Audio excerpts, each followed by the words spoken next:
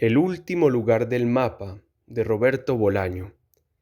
Ushuaia, la ciudad más austral del mundo, situada sobre la costa norte del canal Beagle y al pie del cordón martial, es el corazón deslumbrante, salvaje y natural de la provincia de la Tierra de Fuego.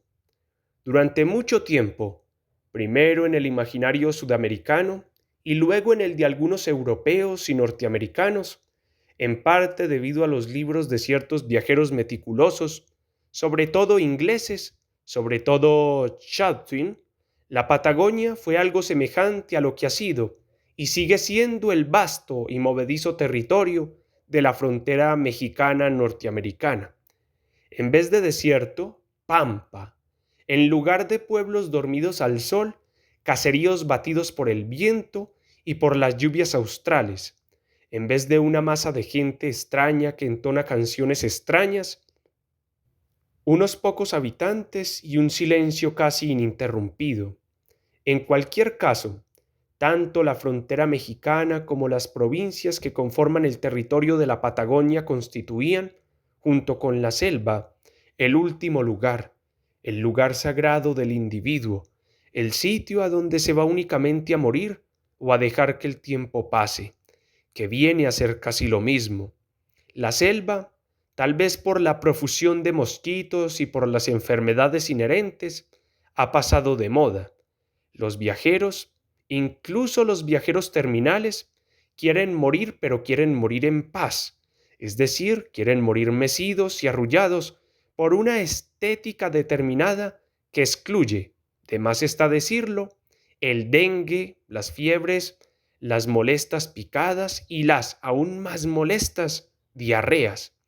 La frontera y la Patagonia, en este sentido, exhiben ofertas inmejorables: tequila, cocaína y mujeres en la frontera norte, mate, buena carne a la brasa y unas temperaturas dignas de cualquier filósofo escolástico en el extremo sur.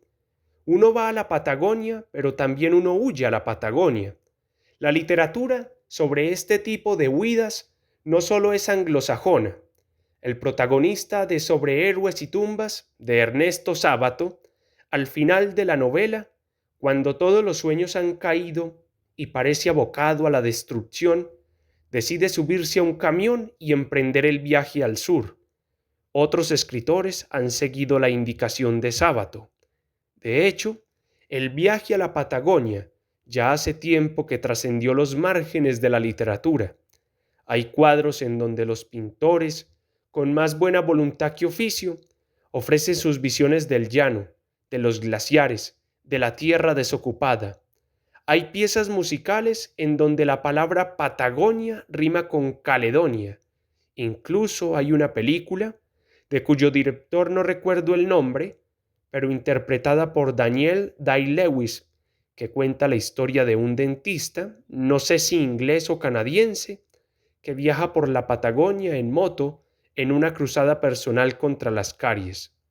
Durante un cierto tiempo, la Patagonia reemplazó al trópico en la provisión de paisajes adaptables al realismo mágico, e incluso, según recuerdo, hubo una propuesta, de esto ya hace mucho, de ceder no sé si a la Sociedad de Naciones o a las Naciones Unidas, creo que a la primera, una porción considerable de territorio desocupado para instalar allí una república judía, o, tal vez, una patria para un pueblo asiático errante, probablemente refugiados chinos huidos de la agresión japonesa, propuesta que indignó a los argentinos de la época y que, de haber progresado, constituiría hoy, sin duda, el país más civilizado y próspero de toda Sudamérica. ¿De dónde viene el nombre de Patagonia? Pues de sus primitivos pobladores, los patagones, quienes fueron descritos por los descubridores españoles como gigantes, añadiendo que estos gigantes, además, tenían unos pies enormes, mayores que los de cualquier europeo, algo no del todo absurdo si previamente se ha dicho que son gigantes, los primeros en verlos, y se dice que no solo los primeros sino también los últimos, fueron los bravos marinos de Magallanes, empeñados en dar vuelta al mundo, algo que finalmente y tras muchas penalidades consiguieron, dejando tras de sí a más de la mitad de la tripulación muerta por enfermedades, falta de comida y de agua e insolaciones varias. Un cronista del viaje, el italiano Pigafetta, los describe de 3 metros de altura. Probablemente exageraba. En el siglo XIX, viajeros menos imaginativos afirman haber visto patagones de 2 metros. Hoy, los pocos que quedan no miden más de 1,60 m. La frontera de la Patagonia no es algo que todo el mundo, menos aún los argentinos, sepa especificar con total nitidez. Según el novelista Rodrigo Fresán, a quien le hice la pregunta, la Patagonia empieza al cruzar el Río Negro. Por su parte, para algunos choferes de autobuses porteños que hacen la ruta sur, la Patagonia empieza justo al acabar la provincia de Buenos Aires. Según una amiga argentina, la Patagonia empieza en la provincia de Chubut, bastante más al sur de lo que el común de la gente cree. Según otra amiga argentina, la Patagonia no existe. Pensaba hacerle la misma pregunta a Alan Pauls, uno de mis escritores argentinos favoritos, pero me dio miedo. Lo que sí está fuera de discusión es que la Patagonia es enorme y que, a su manera, está llena de fantasmas. Visitar toda la región no está al alcance de cualquiera, en parte debido a que la Argentina no es barata y en parte a lo extenso del territorio, que exige por lo menos 6 meses para recorrer, ya sea de forma superficial, aquello que los guías turísticos llaman sorpresas.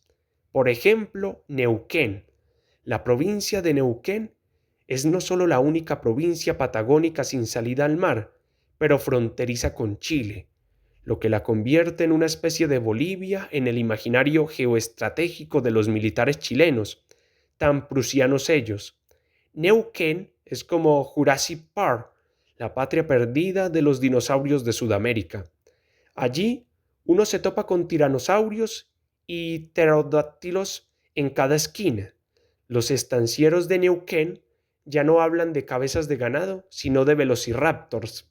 Las romerías de paleontólogos son notables en los meses de primavera y verano. El turista generalmente se desplaza en avión y hace bien, pero lo más recomendable para viajar a la Patagonia es hacerlo en autostop. Digamos, uno puede viajar en autobús hasta Choelet-Choel o en avión hasta Bahía Blanca, pero a partir de ese momento hacer autostop. Así, al menos, viajaron los argentinos pobres de la década de los 60 que no pudieron hacerlo a Europa, y así viajan todavía algunos indios patagones cuya curiosidad o alguna diligencia inaplazable los llevó a la capital o a esa ciudad siniestra que vio y ponderó en su ancianidad llamada La Plata. Desde Choel, el viajero suele hacerse una pregunta crucial: ¿a dónde voy? Para internarse en la Patagonia hay 2 rutas que ofrecen 2 paisajes bien distintos. Uno va hacia Bariloche o va hacia Puerto Madryn. En Bariloche, lo que el desprevenido turista encontrará será la cordillera de los Andes y una legión de esquiadores, fanáticos de la nieve con la piel perfectamente bronceada y graves problemas del orden psicológico y sexual que se alojan en el Hotel Yao Yao, un establecimiento de los años 40 con un vago aire a hotel de aguas termales.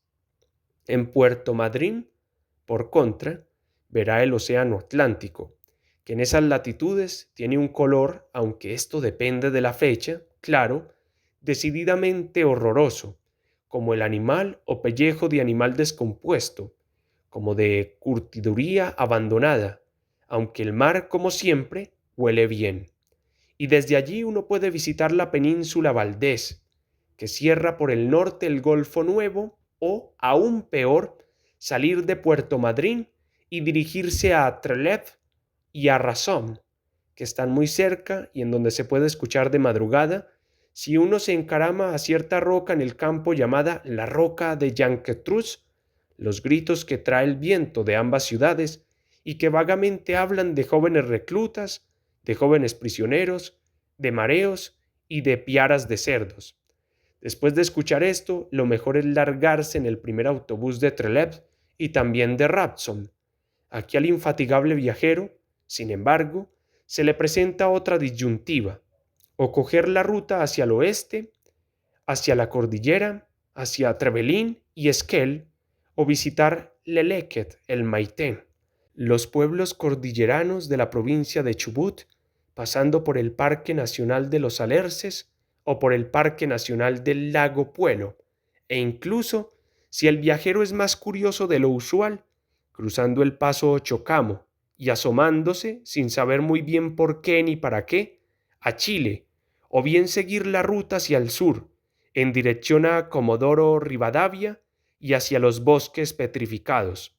Al sur de los bosques petrificados puede pasar cualquier cosa: la carretera que corre junto a las estribaciones cordilleranas y la carretera que corre junto al Atlántico ciñen un inmenso territorio intermedio, el último lugar, el territorio hacia donde se dirigen los patagones autoestopistas, cruzado de tanto en tanto por carreteras secundarias o por pistas de tierra que primero desalientan al viajero y luego lo extravían y finalmente lo llevan a una suerte de delirio místico que el hambre y la buena educación consiguen atenuar. Ambas carreteras confluyen en Río Gallegos, la última ciudad de la Patagonia. Más abajo, cruzando el estrecho de Magallanes, se encuentra la Tierra del Fuego argentina y chilena, pero eso ya es otra historia.